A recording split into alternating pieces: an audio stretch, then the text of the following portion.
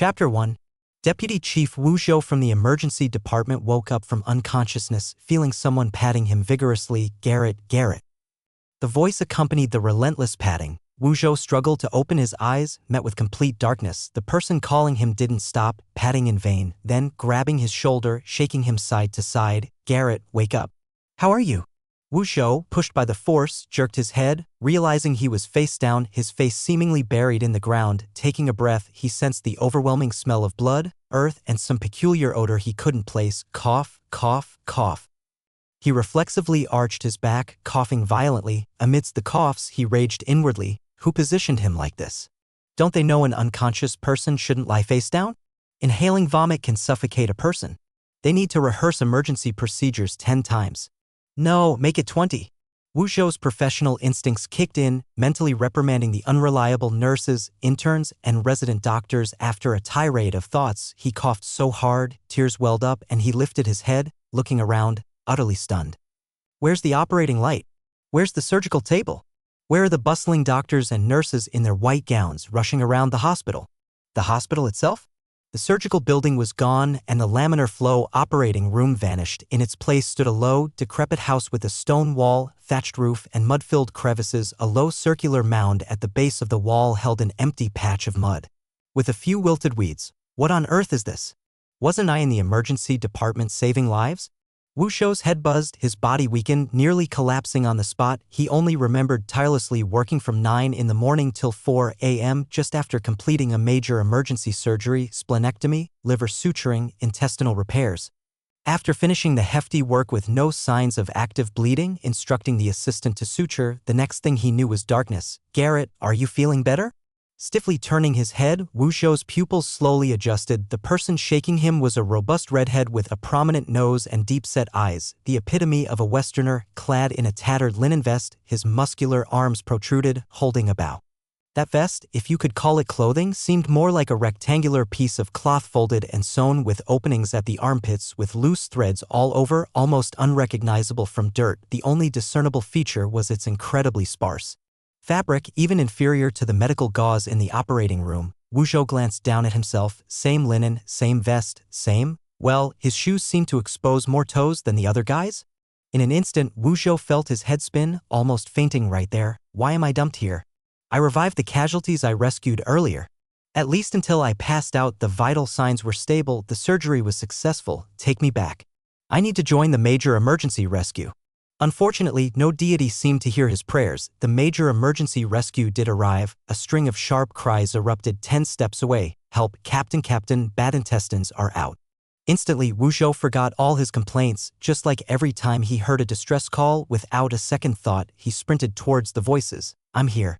But someone outran him, or rather, was closer. Wheezing, Wu Zhou halted halfway, seeing someone kneeling by the injured person, muttering something under their breath. Then, a white light shot out from the clasped hands, directly onto the wounded person.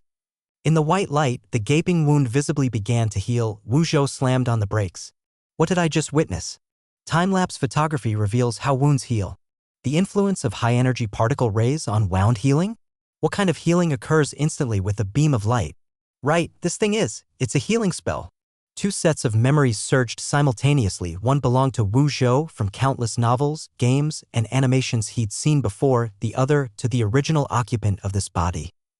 Nonetheless, both memories reached the same conclusion. A healing spell, calling upon divine power to heal. Even the lowest level of healing spell could immediately mend minor wounds, while at the highest level it could even revive the dead.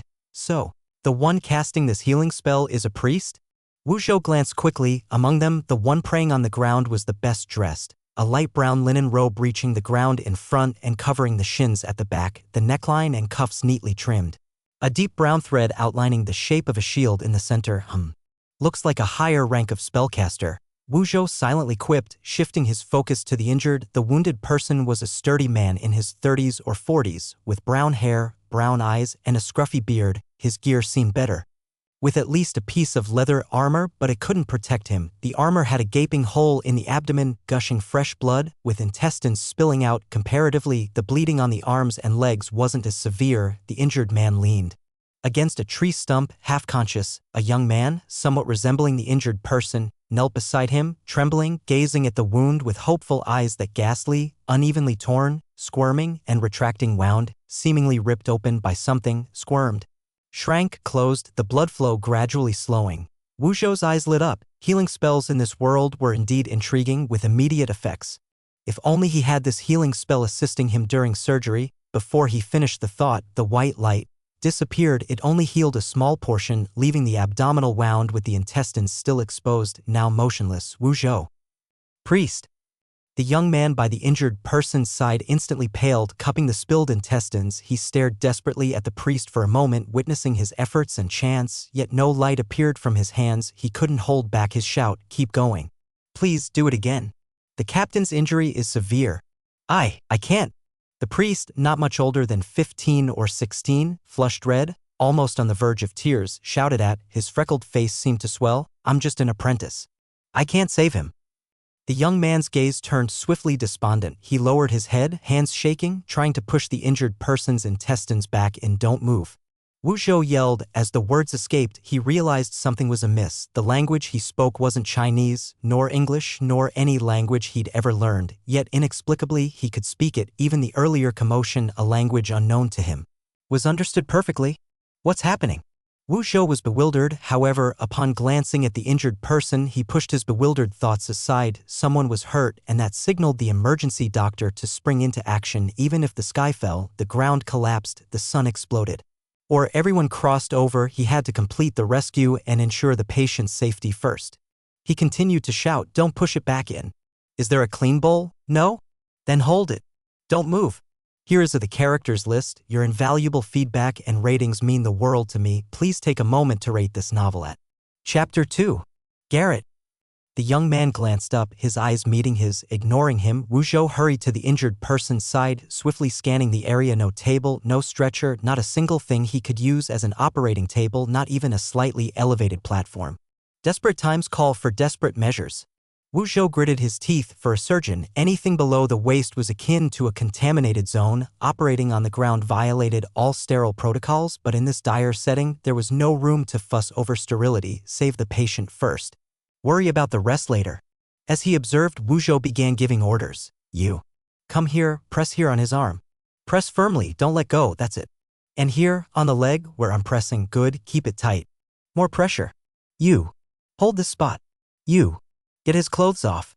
I can't get them off. Then tear them. Cut them." The deputy chief physician of the emergency department exuded an aura of absolute authority. Around 3 or 4 people acted on his every command, rushing about, applying pressure to stop bleeding, removing clothes, boiling water. Everyone was frantic, darting in and out of the small room without a moment to spare. Even the young priest was summoned by Wu Zhou to press on the patient's brachial artery with his left hand and the posterior tibial artery with his right. The awkward positioning had him kneeling on the ground, contorted into a strange shape. There were doubts about whether he truly understood, but in moments of desperation, when one person confidently issued commands, the others instinctively followed suit. It was like struggling in a flood, grasping at anything, even a straw to survive. Wu Zhou's eyes were fixed on the patient as he barked orders. Kneeling down, his right hand feeling the patient's neck, he regulated his own breathing, counting the patient's heartbeat. The heartbeat was okay, less than 100, but it was getting faster, likely indicating significant bleeding. The pulsation of the carotid artery weakened, the face turned pale, sweating, breathing shallow and rapid. A series of information flashed through his mind rapidly, each one a problem. Blood pressure? No idea, there wasn't even a sphygmomanometer here. Guesstimation was the only option. Thankfully, after years in emergency medicine and countless scenes with the ambulance service, Wu Zhou's intuition was sharp regarding the severity of the patient's condition and possible injuries. The way this patient looked, the probability of hemorrhagic shock was significant. The patient's leather armor lay scattered on the ground. The shirt torn open revealed a horrifying wound on the abdomen, a long gash, nearly 20 centimeters, slanting from the upper right abdomen diagonally down to the lower left. Blood gushed out in waves. Wu Zhou took just one look and felt his entire body shiver, his blood pressure skyrocketing. Damn. With this much bleeding, it's either an arterial rupture or the liver, spleen, or kidney. He reached for his waist. A gleaming dagger appeared in his palm. Without hesitation, Wu Zhou focused on the patient's abdomen, raising the blade. Thankfully, The patient had visible abdominal muscle, six-pack abs indicating the underlying anatomy resembled what he knew. Beneath the skin lay the rectus abdominis, encased in its sheath. Cutting along the rectus abdominis sheath would minimize damage, avoiding nerves and blood vessels. In this world of magic, the anatomy of the patient had better be the same as what he knew. With utmost concentration, Wu Zhou, without assistance, made an incision alongside the patient's abdominal wound directly through the right rectus abdominis. Time was of the essence. There was no one to assist with retractors or ensure precise dissection. He opened a 10 cm long cut and dark red blood gushed out immediately. "What are you doing?" The young priest, kneeling opposite and ordered by Wu Zhou to apply pressure to stop bleeding, almost screamed, his voice cracking. Not only did he shout, but the young priest also lunged forward, arms outstretched, instinctively blocking above the patient's abdomen. Every freckle on his face spoke of a readiness to sacrifice himself. "If you're going to kill him, you'll have to kill me first." Wu Zhou. Ugh, this is why they don't let family into the operating room. Seeing a doctor cutting and slicing a patient, wouldn't anyone rush in to stop it? Wu Zhou could only critique silently. He gripped the dagger in his right hand, giving a firm push to the young priest's shoulder, making him stumble backward, yelling, "Who told you to let go? Hold him down. He'll bleed out if you don't. Move." "But I'm saving a life here. He's bleeding internally. I have to stop it. Step aside." "Oh!" The young priest sheepishly retreated, contorting back into place, straining to see the patient's abdomen. Wu Zhou glanced, seeing his positioning was still somewhat correct. Refocusing on the injured man's belly, he turned the blade, pushing aside the abdominal muscles slightly, inspecting. "What's this?" the young priest across asked. Wu Zhou didn't lift his head, continuing to separate the abdominal wall. "Liver." "Oh, it's the liver," the young priest murmured, trying hard to observe. Wu Zhou didn't feel like scolding him anymore. The sterile environment was already compromised. As long as he didn't spew saliva into the wound, he could do as he pleased. The priority now was the patient's liver. Wu Zhou spotted the liver right away. Thankfully, the organ's position hadn't shifted, and the anatomy remained unchanged in this world of magic. Humans hadn't evolved to have bizarre features or organs specifically for spellcasting. Left lobe of the liver. Right lobe? "Ah, so much blood." "Shut up." Wu Zhou frowned. In the center of the vivid red right lobe of the liver, there was a fissure, running downwards, continuously gushing bright arterial blood. His initial assessment was accurate. There was massive internal bleeding in the abdomen, and it was from the liver. Liver parenchyma laceration. Depth. He didn't dare to estimate precisely, but it seemed to be no less than 1 centimeter deep. Coupled with substantial active bleeding, this was definitely a grade 3 injury. Not the worst, but... Save him. The young priest was now a bundle of nerves, stuttering and incoherent. Save him. Of course, I have to save him. The issue is, in an emergency room, this injury would be manageable, but in the middle of nowhere, resources are scarce. Wu Zhou's heart raced, nearly pounding his ribcage to bits. He bent over, left hand pulling the abdominal wall, right hand delving into the patient's abdominal cavity, lifting the liver, maneuvering the stomach, moving the intestines. "What are you doing?" the trembling young priest inquired. Judging by his tone, he was close to passing out, yet still observing. Acknowledging his admirable courage, Wu Zhou didn't hesitate to explain a bit more. "Checking other organs for major bleeding. No gallbladder, no spleen, kidneys? They're further back, less likely to be damaged, but I still need to check. No obvious active bleeding, that's great. And then comes the real challenge." Wu Zhou had been a doctor for over a decade, and only twice, out of sheer necessity, had he performed such a procedure in their entire provincial hospital. You could count the number of doctors brave enough to attempt this on one hand: Buddha, 3 pure ones, God and Mother Mary, any deity. "Please let this patient's anatomy stay predictable." He took a deep breath, gingerly grasping the hepatic portal veins and arteries. Wow! The bleeding stopped. It's slowing down. "Not bleeding anymore." The young priest cheered. The gushing blood from the patient reduced instantly, from a torrent to a trickle, then to a slow seepage. The hemostasis effect was visible to the naked eye. Chapter 3. As the young priest cheered, breaths of relief echoed around Wu Zhou, kneeling beside the injured man's intestines. Garrett immediately bowed his head, holding his hands a little higher, He murmured softly, "War god above! War god above!" Echoed the red-haired archer on the other side, pressing on the man's arm, then leaning over, sincerely praising, "Garrett, you're amazing." Yet, Wu Zhou felt no joy. Every ounce of his focus lay in his fingertips. The liver's portal vein was delicative too gentle. The bleeding wouldn't stop. A bit more force, and it would tear, causing fatal hemorrhaging.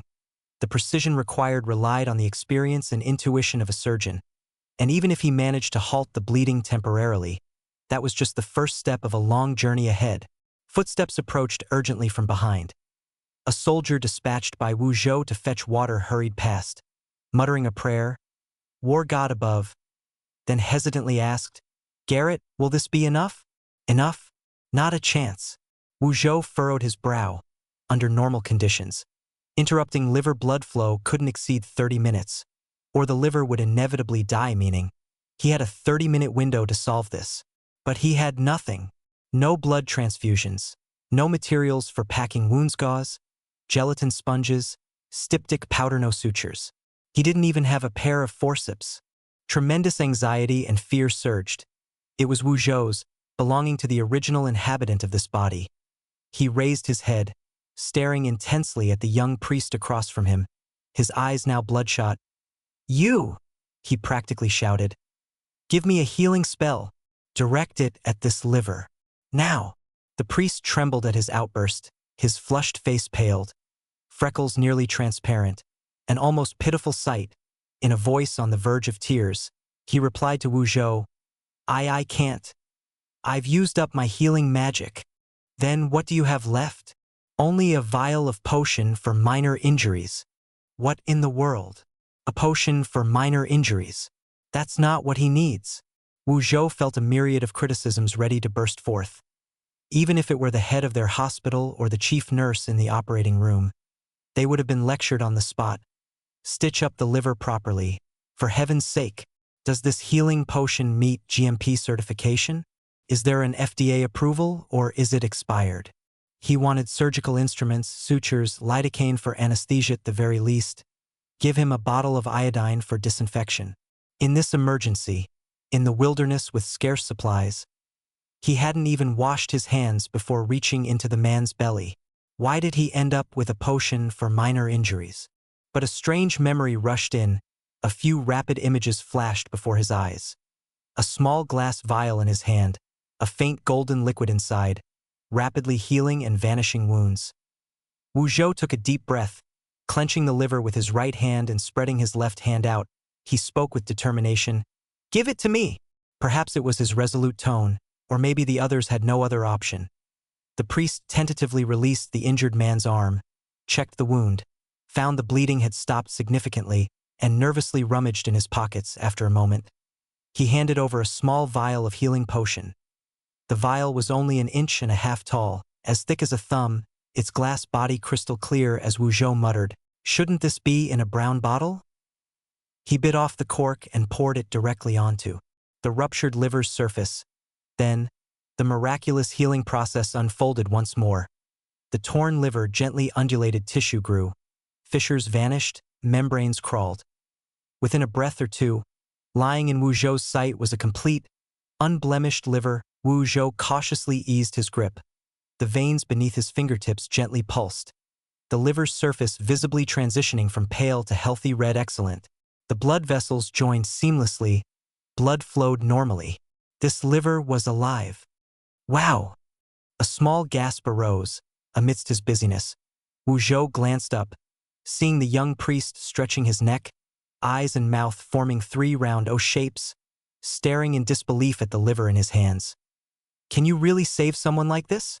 "Nope," Wu Zhou lazily retorted, faced with the priest's half-disappointment, half-accusation. He casually explained, drawing out the last syllable. "I know, it'd take 10 years to learn that." "It wouldn't take 10 years, 5 or 7 years of study, residency, plus various internships and certifications." Wu Zhou fell silent. He redirected his attention to the patient. His life was secured. Next was tending to the intestines and other external injuries. Glancing at the healing potion in his hand, almost emptied save a few drops, about 1/4 of its original volume, shimmering with a pale gold hue, pulsating as if breathing. The effect was undeniably remarkable. But relying on these few drops to heal the remaining injuries? That's just wishful thinking. Let's get to the real work of dealing with the intestines. Wu Zhou gingerly withdrew his right hand from the patient's liver. Stepping back, surveying the area, he began issuing a series of commands. Do we have soap? What? Only soap berries? Fine. Give it. I'll wash my hands. Do we have boiling water? Only this bag? Not enough. Hurry up and heat more. Oh, and put the needles and thread in there to sterilize. Do we have strong alcohol? We do? Great. Give it to me. The red-haired archer, the yellow-haired soldier who was busy fetching water, scrambled at his commands. The young priest, with wide, curious eyes, looked around and asked, Why wash your hands again? Because just now was emergency hemostasis, brother. Any slower and the man would have died. In a life-or-death situation, there's no time for fussing it. Even so, in a hospital setting, at the very least, he'd have grabbed some iodine. Now that the urgent bleeding had stopped and it was time to deal with the intestines, Wu Zhou, as a surgeon, couldn't compromise on cleanliness. He washed his hands with soap berries from the wooden bucket of water brought by the archer, trying not to look at the stains around the bucket. Calling it a stain was praise. From rim to brim, the bucket was black. It was hard to tell how long it hadn't been washed, maybe since it was made.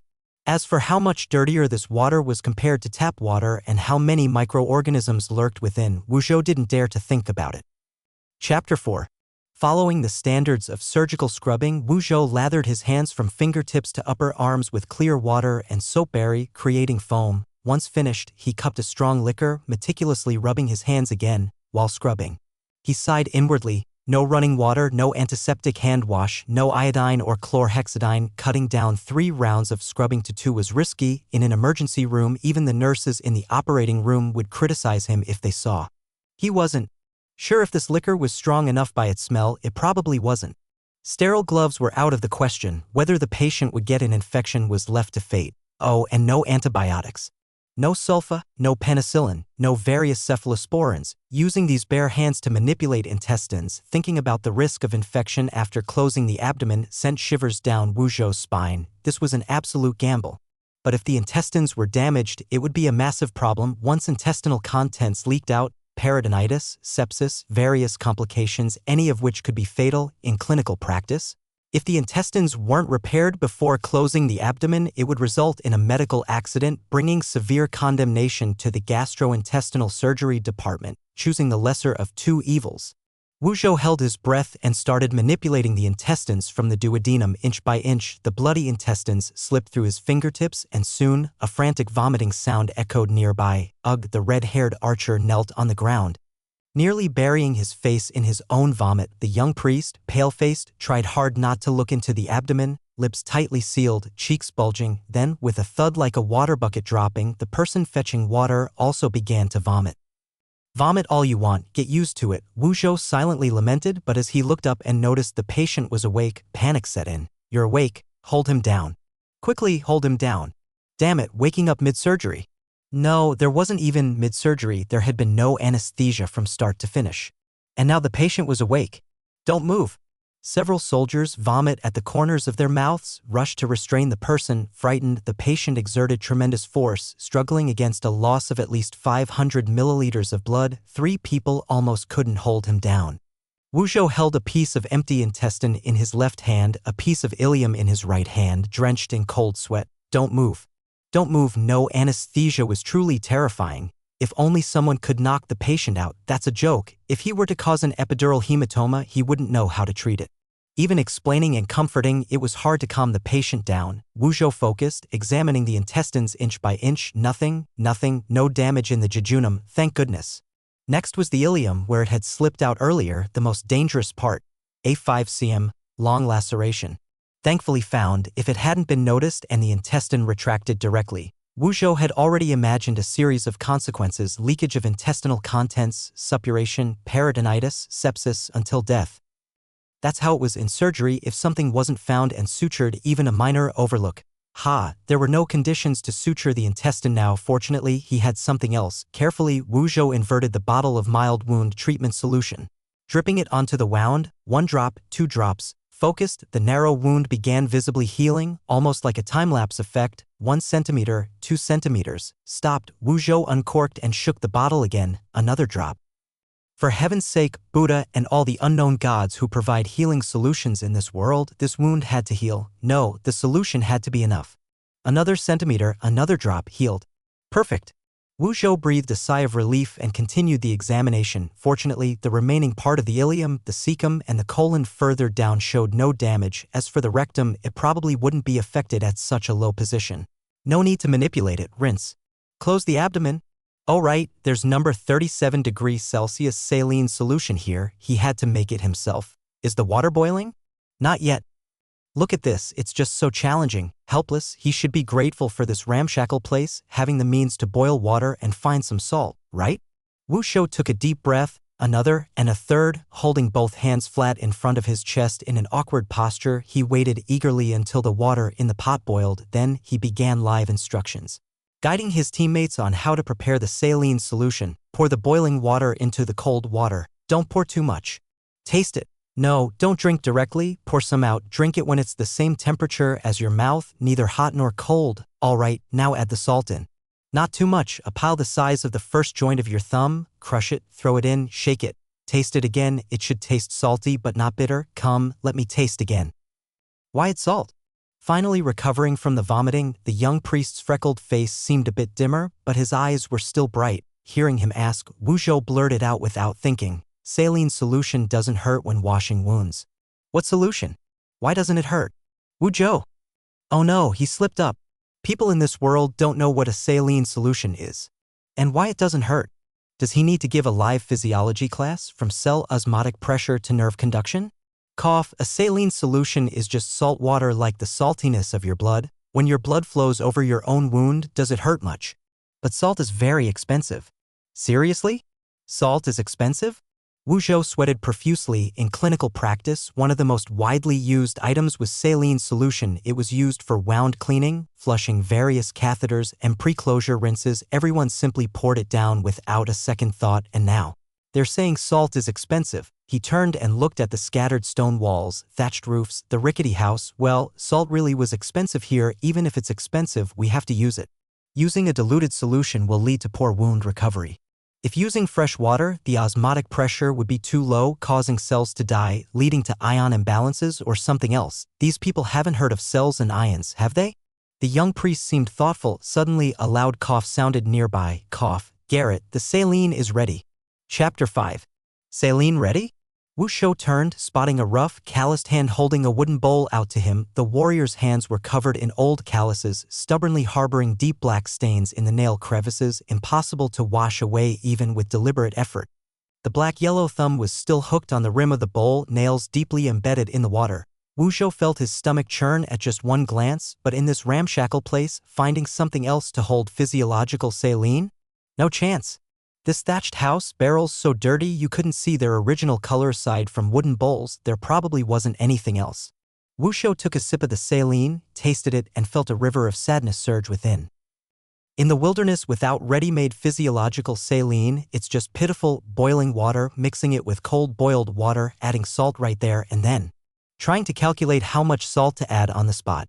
He adjusted the concentration a bit, checked the temperature, thinking the concentration might be slightly off, but the temperature was more or less fine. As for the temperature being half a degree below 37 degrees, and the saline concentration deviating by 10, can't worry about all that. Add salt, add more salt, keep adding salt. Careful, Wu Zhou made them add salt 3 times before adjusting it to the desired concentration. Then, directing these rough-handed men, he cleaned the mouth of the water bag with strong liquor, lifted it, and poured it in from the upper abdomen to the lower abdomen, meticulously rinsing step by step. After the first round, gently holding the intestines, he continued to shout, "Lift him up. One at the shoulders, one at the legs, one at the back." The redhead archer supported the injured person's shoulders. The young man who had knelt by the injured, holding the intestines, lifted the injured's legs. In a very contorted posture, the young priest one hand on the brachial artery, the other on the posterior tibial artery, also let go under Wu Zhou's permission. Surgery, examination, cleansing, a series of procedures, and the bleeding on the injured's left arm and left leg had basically stopped. The light freckled person's compressing work on the wounds was done, now supporting the injured spine. 1, 2, 3, lift. Towards my side. Swoosh, the physiological saline used to rinse the abdominal cavity poured out. Wu Zhou continued to shed tears. No suction device, no drainage tube, nothing at all. Use a straw or a reed to suck and spit it out. Just the thought of those warriors with large yellow teeth and the risk of not sucking well and spitting back into the abdominal cavity made Wu Zhou think better of it. Helpless, he could only resort to the simplest, most brutal method.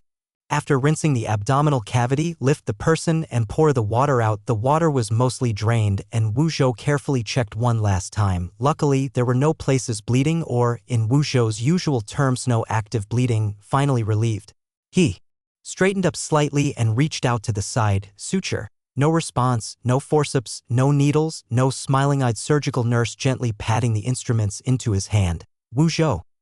Crying face, he should have gotten used to it long ago. This isn't a hospital nor an operating room. There's no assistant, second assistant, surgical nurse, circulating nurse around, shouting suture.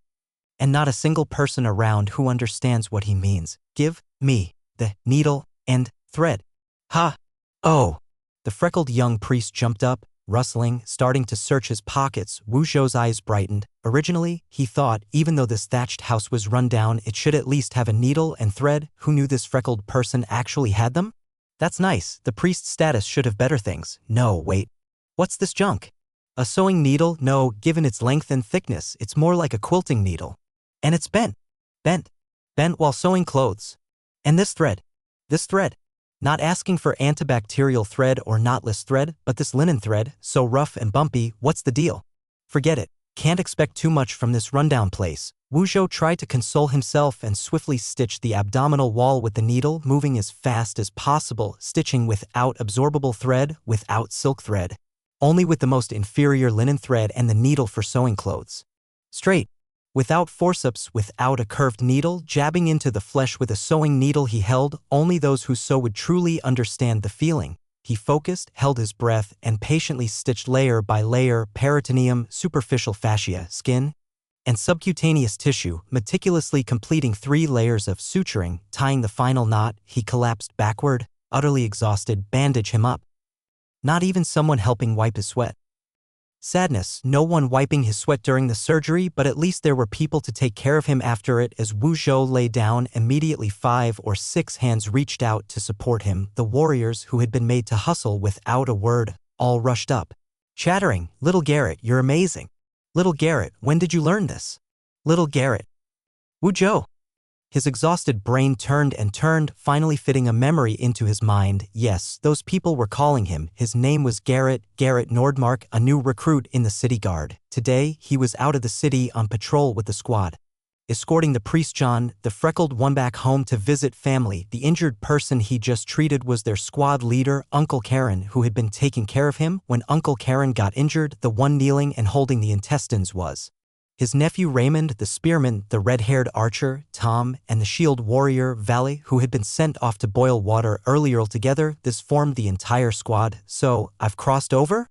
Sure enough, after working overtime like crazy in the emergency room, in the end, I've become a corpse.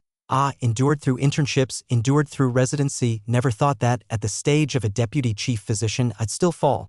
Wu Zhou silently wiped away a tear of bitterness. He glanced around at the gently rolling hills in the distance, the lush green grassland, the quaint thatched roof houses, his teammates with distinct Western features beside him. Finally, lowering his gaze, he mourned silently for himself for a second, murmuring to himself, "From now on, I am Garrett."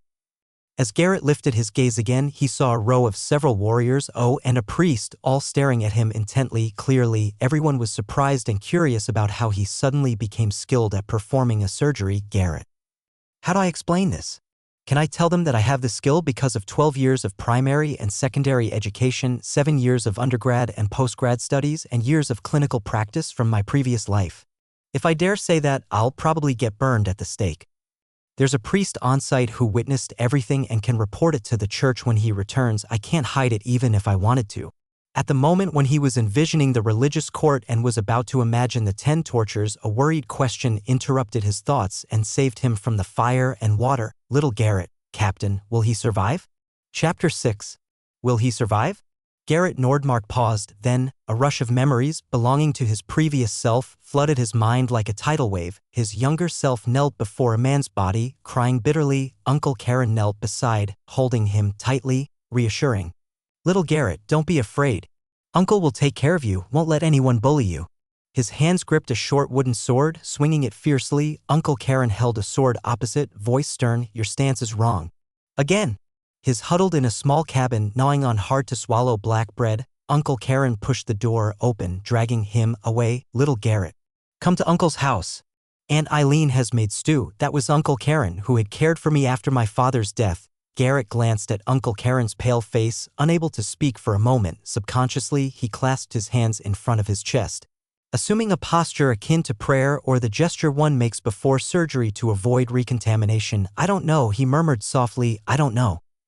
The surgery was indeed completed. The patient, Uncle Karen, had temporarily escaped mortal danger, but this didn't mean smooth sailing. There were too many troubles ahead for the patient. The wound was hastily stitched with plant fibers.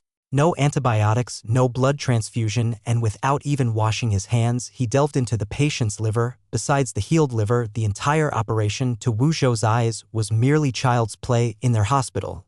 Except for the most dangerous ruptured liver, the rest could be handled easily by a resident physician. The post-operative risks weren't significant either. A few days of observation in the hospital, antibiotics to suppress infections, no need for an ICU to tidy up the aftermath. But now, with just infection and blood loss, the patient's life hung by a thread. Even if they survived these hurdles, there were potential complications like intestinal adhesions, intestinal obstructions, nausea, vomiting, hiccups, abdominal distension, urinary retention. A host of various complications, any of which, if luck wasn't on their side, could claim the patient's life, and he had no way, no antibiotics, no drainage tubes, no x-rays, ultrasounds, CT scans, no lab tests, no targeted medications. If Uncle Karen really developed any complications, as a healer, he was powerless. Seeing him hesitate, everyone present wore grim expressions. Raymond, Uncle Karen's nephew, especially anxious, stepped forward, reaching for Wu Zhou's shoulder. Don't you know, little Garrett? Can't you do anything? This pleading, anxious tone mirrored the relatives Wu Zhou often encountered in the emergency room. Garrett slowly shook his head. If I could, I'd want him to get better quickly. Before he could finish speaking, a pure white light shot from Garrett's clasped palms, straight into the patient's abdomen. Under the radiance of the white light, the wound, just freshly stitched and usually requiring at least 10 days to heal, rapidly started closing up. Wow, gasps erupted. Freckled priest John shouted loudest. Healing magic!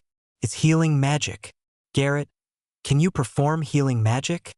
Garrett! No. Slow down a bit. Please, just a little slower. I haven't removed the stitches yet. He didn't have time to be astonished or happy that the patient was saved. He was already diving into the white light of the healing magic, brandishing a short dagger in his right hand.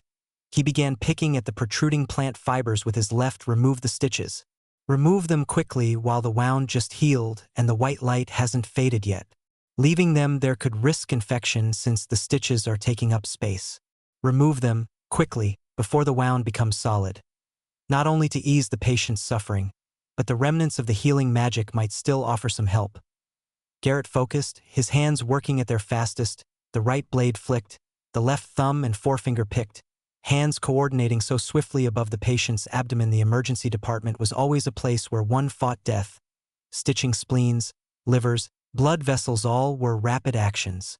Wishing for an APM of 764, but he had never imagined that one day, removing stitches or the like, would demand such speed. The 10th thread, stitching on the right side of the rectus abdominis muscle, removed. The 18th, removed from the upper right abdomen. The 27th, 28th, 29th, 30th, done. The white light gradually faded. 2 wounds, one vertical and one oblique, disappeared completely, as if they had never existed. Not only that, the patient slowly opened his eyes and began attempting to sit up. Captain! Captain, you're better! Several soldiers cheered and rushed forward. Garrett's soul flew, immediately lunging forward, arms wide, blocking them. Don't touch him! Lie down. Lie down. Damn it.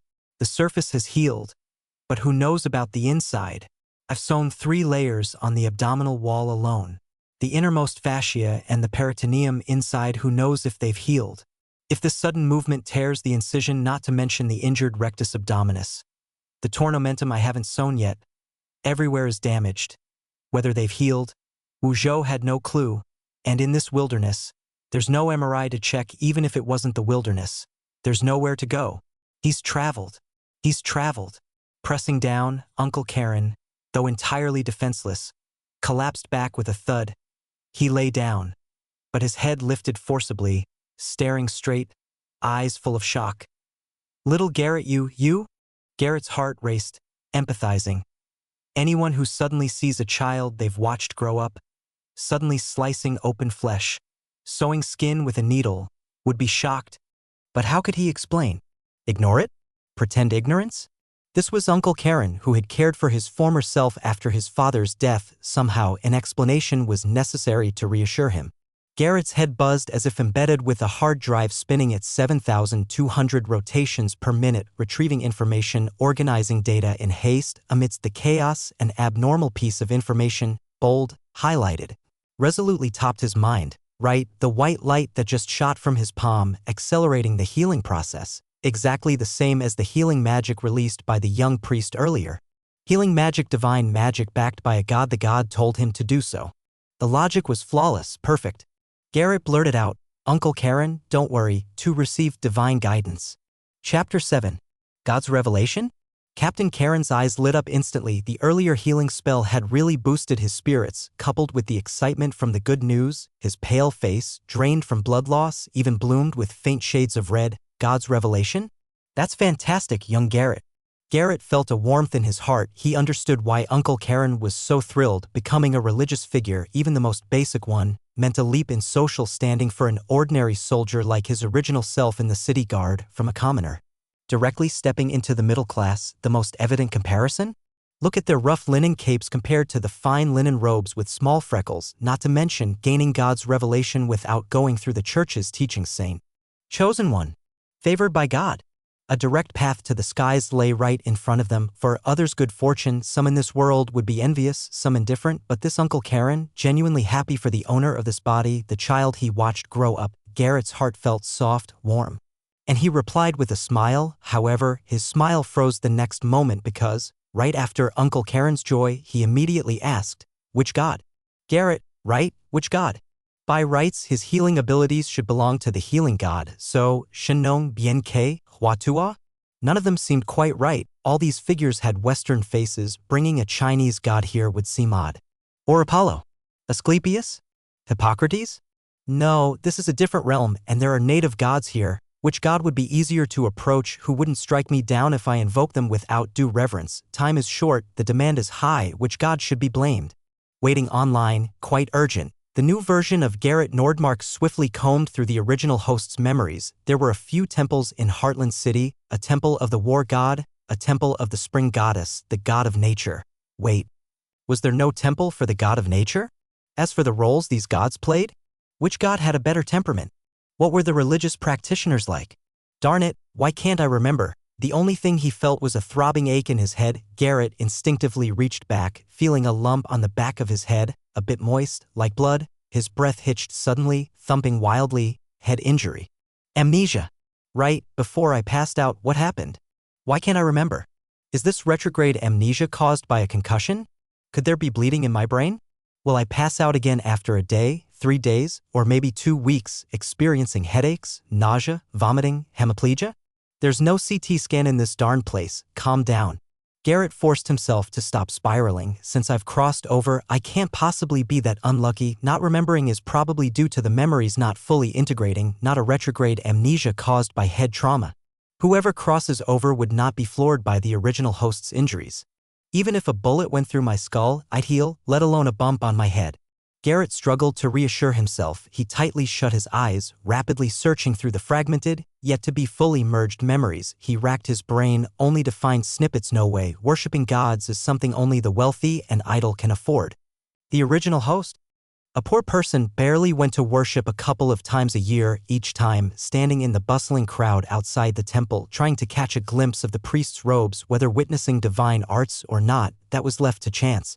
No experiences like receiving healing or learning scriptures with religious figures from childhood to adulthood. Oh right, in the center of Heartland City, there was a magnificent and towering bright temple taller than even the Lord's mansion opposite. Now, the entire temple remained empty. Its clergy was expelled 3 years ago. There don't seem to be any other temples I recall. All right, now it's down to 3 choices. Let's rule out the war god first. Garrett glanced nervously to the side. Now he remembered.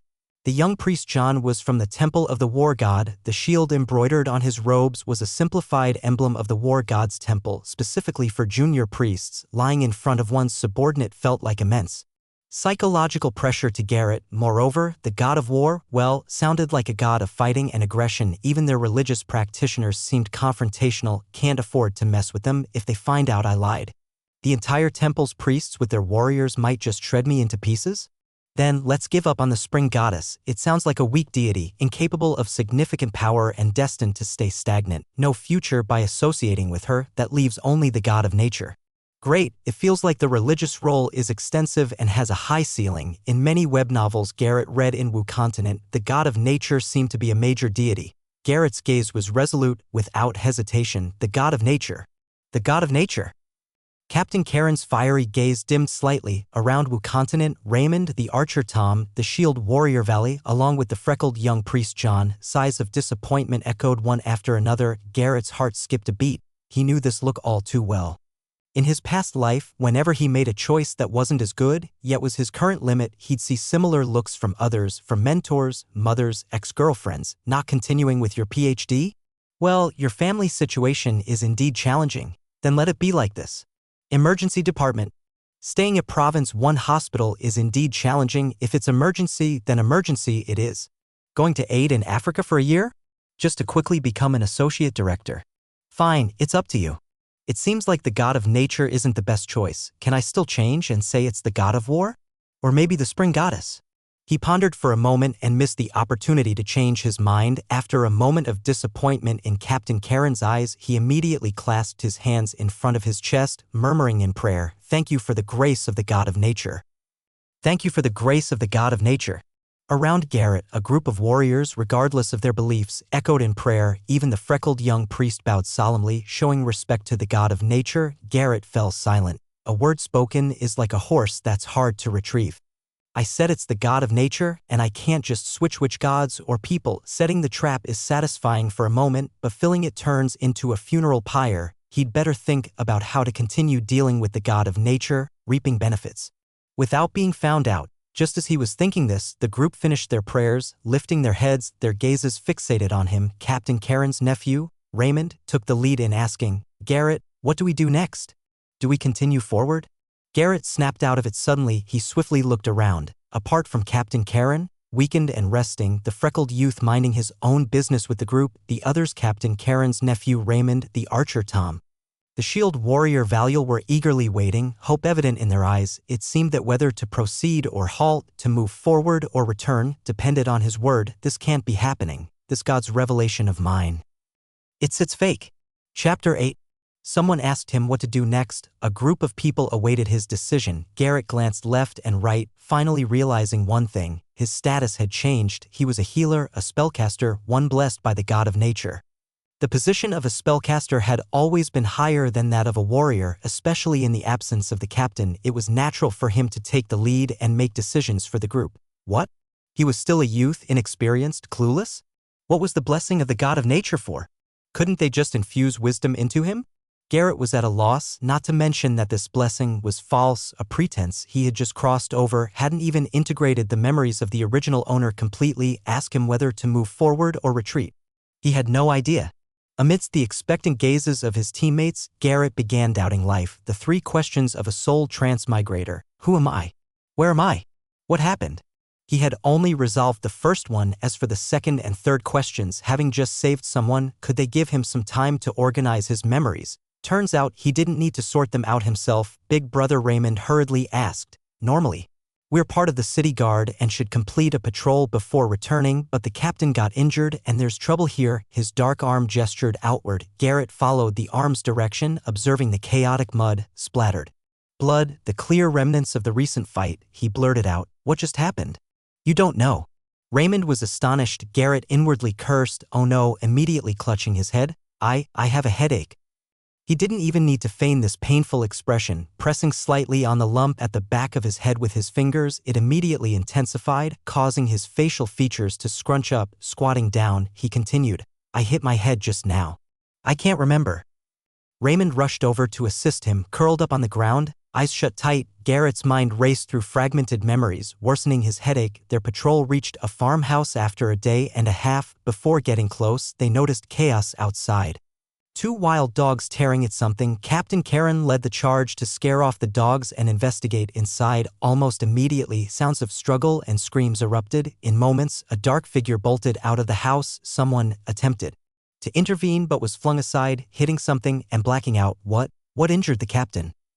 Garrett struggled through the pain to ask. Raymond attempted to help him up, but seeing it was futile, he crouched next to Garrett and replied to his ear, "We couldn't see clearly, it was too fast. All we know is it was a four-legged beast, black."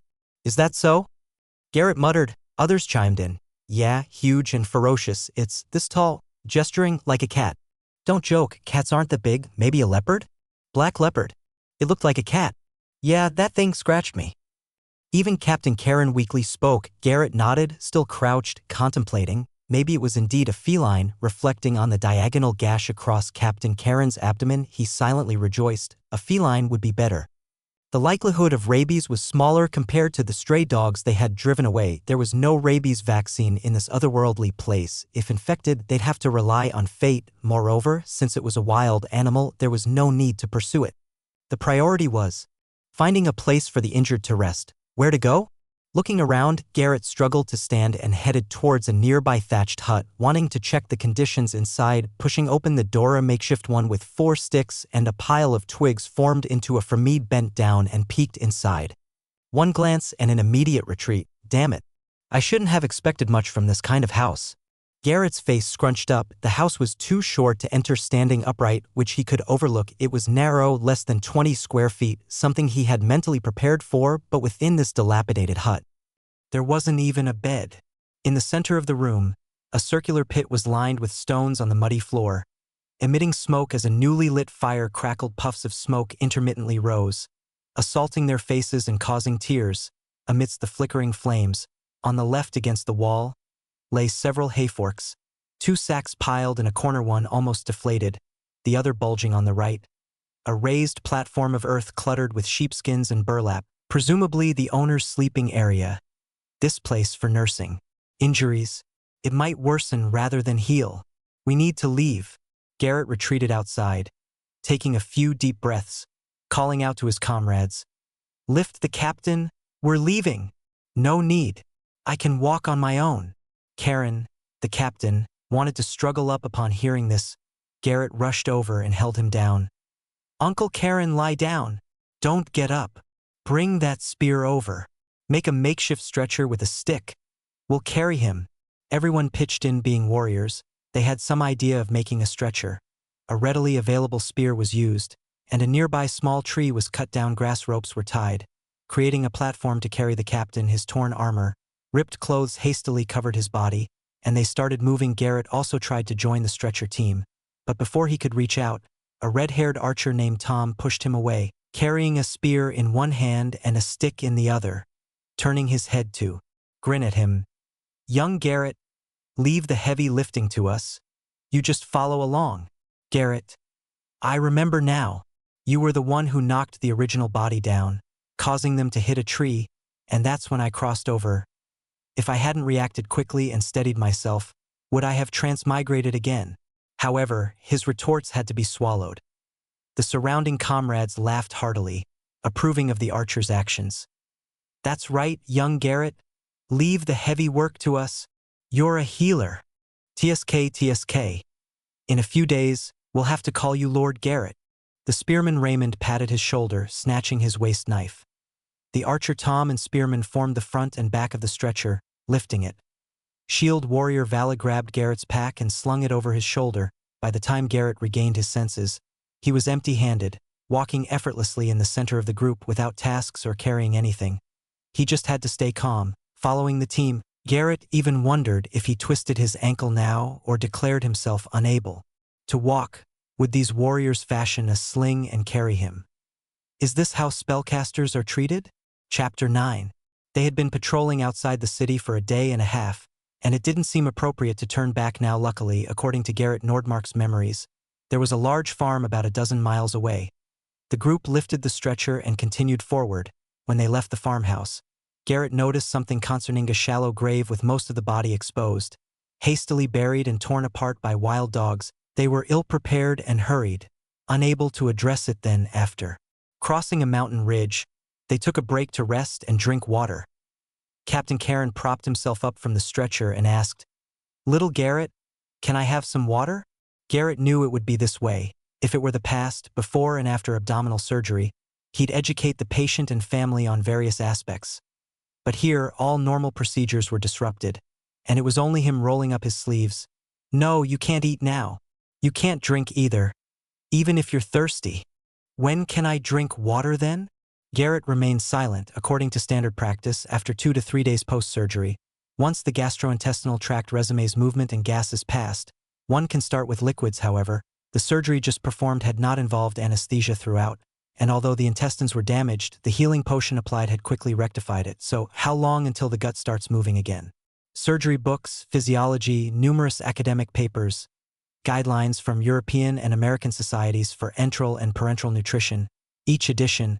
Countless references flickered through Garrett's mind. In front of him, Uncle Karen awaited with hopeful eyes, and the surrounding soldiers watched intently. 1 second, 2 seconds, 3 seconds under the midsummer afternoon sun. A drop of cold sweat quietly trickled down Garrett's spine. In nearly 100 years, nobody had performed a gut surgery without anesthesia, without theories or experimental data. How could one judge the fasting period? Use intuition? He had to resort to the most primitive method. Gritting his teeth, Garrett knelt on one knee, hands on the ground, leaning in close. "Uncle Karen, just hold on a bit longer, let me listen." He lifted the injured person's armor and clothes, turned his head, and pressed his ear against Captain Karen's abdomen. The pungent smell of sweat mixed with the metallic scent of blood hit Garrett's nose, and he almost fainted. Oh, why didn't he have a stethoscope? His 3M stethoscope he bought with a hefty sum. The hospital provided US stethoscope. Even though its price was just a tenth of the 3M's and its clarity was a magnitude lower, it was better than having nothing. "UUA, come to me.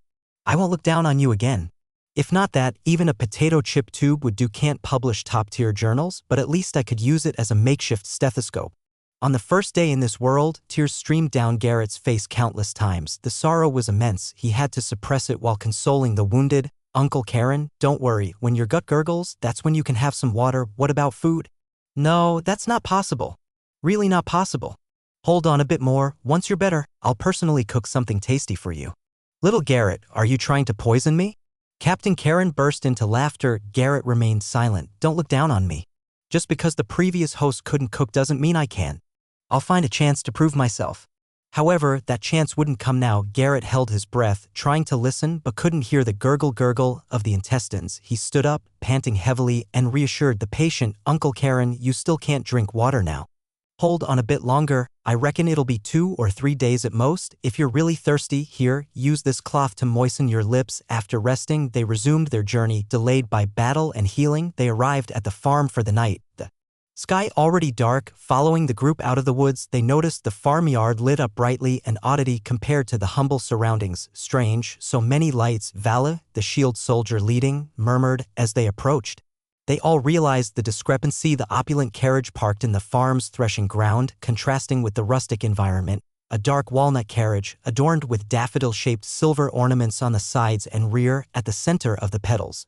A large sapphire gleamed brightly in the lamplight. This was a carriage for the wealthy, not just the rich. Judging by the crest, it belonged to nobility, right?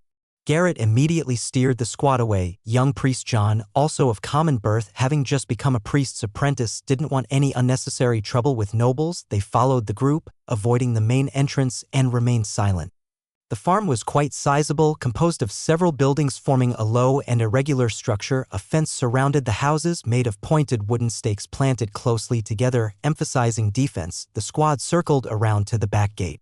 Along the outer edge of the fence, the owner came out and ushered them into the kitchen. The farm owner was once a captain in the city guard, familiar with Captain Karen. Seeing him injured, he was shocked and bombarded them with questions. How did this happen? Oh, thank the heavens, he's alive. That's good. Eat something, we have guests today and we've cooked mutton stew. What? Still can't eat? Fine, the rest of you eat more. The kitchen bustled with preparations for dinner. Garrett stood outside the door leading to the hall, discreetly peeking inside. The hall was long and wide but surprisingly low-ceilinged. Disproportionate in height and area, the ground was compacted, tinged with grayish-white, likely a mixture of local lime and clay. About a quarter of the inner space was raised into a platform, one step higher than the rest, with a table draped in a natural tablecloth. Another longer but shorter table extended from the center of the raised platform to the entrance, forming a T-shaped configuration. The lower table was rough, with boards barely planed, apparently for laborers and lower-class individuals. This table arrangement was familiar to Garrett from past movies and documentaries. Oxford, Cambridge, those ancient colleges, and even in Harry Potter, they were set up similarly. The main table had finished feasting. A young priest in his 20s leisurely sipped wine. There was an array of cutlery before the priest, and when Garrett peeked, he noticed the priest's light blue silk robe shimmering. At the lower end, a knight sat, his armor gleaming, an unsheathed great sword resting beside him. The table below was a mess. Half of the escort soldiers had dispersed. A few youths wearing coarse hemp overcoats, resembling farmhands, were gobbling down their food. What are you gawking at? A hefty hand slapped Garrett's shoulder. He turned around, and Raymond, grinning mischievously, looked past him into the hall. Oh, it's a priest of the spring goddess. See, this is how respectable healers are treated. Carriages, silk robes, silver bowls and plates. Wine. Little Garrett, don't worry, you'll have that soon too. Chapter 10. Carriages, silk robes, silver bowls, and wine? Will I have that luxury soon too? Garrett Nordmark chuckled bitterly. Am I pursuing a comfortable life by being a doctor? Why did I root myself in the emergency department, starting as an intern, climbing to deputy director, working nights every 3 days, heart racing at the sound of an ambulance? And in one of the poorest departments in the entire hospital. Let's not even talk about the meager salary that barely covers expenses. Why didn't I pursue a better department? Or switch jobs? Isn't orthopedics good? Or oncology? How about private hospitals? Not to mention now, what kind of comfort could this lousy otherworld offer? First-class treatment? First-class train seats? Air conditioning? Smartphones? Games? Websites? Platforms? This place doesn't even have a proper flushing toilet. He was about to make a joke to himself when he was interrupted. A piercing scream echoed in the hall as a peasant woman rushed in carrying a limp child, heading straight for the seat of the priest. Save him. Please, save him. A patient. Garrett dashed forward. He was fast, but the seasoned warriors were faster. Big Brother Raymond, Archer Tom, Spearman Valathi dashed out ahead of him, one after the other, clearing the way. By the time Garrett arrived, a crowd had already formed.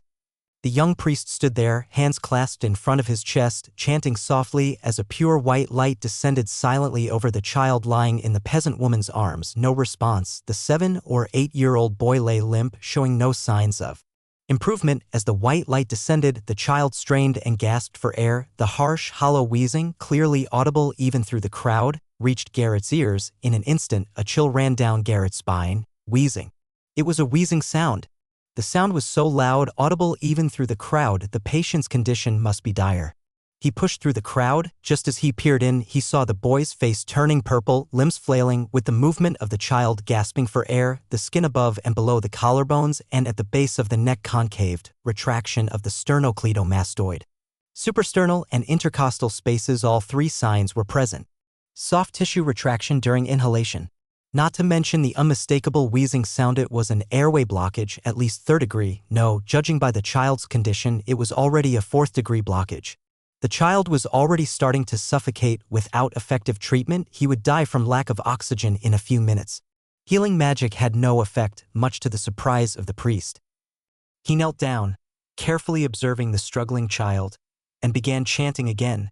This time, the divine magic was different from before. Within the sparkling white light, there was a faint hint of blue water like ripples, washing over the child back and forth, from head to toe and back again.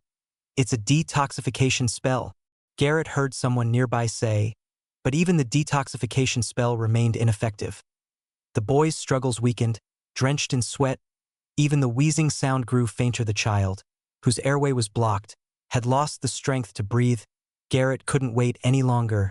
Healing magic, detoxification spells, various divine spells. There were problems they couldn't solve, or perhaps the divine magic wielded by the priest in front of him couldn't solve these problems. In that case, it's up to me. He snatched the child from the panicked peasant woman, laid him flat on his back on the ground, and quickly tore off his own shirt, rolling it into a bundle. He stuffed it behind the child's neck. Then, half kneeling, he swiftly drew a dagger from the belt of the towering Raymond. "What are you doing? Little Garrett! Stop him! Stop him!"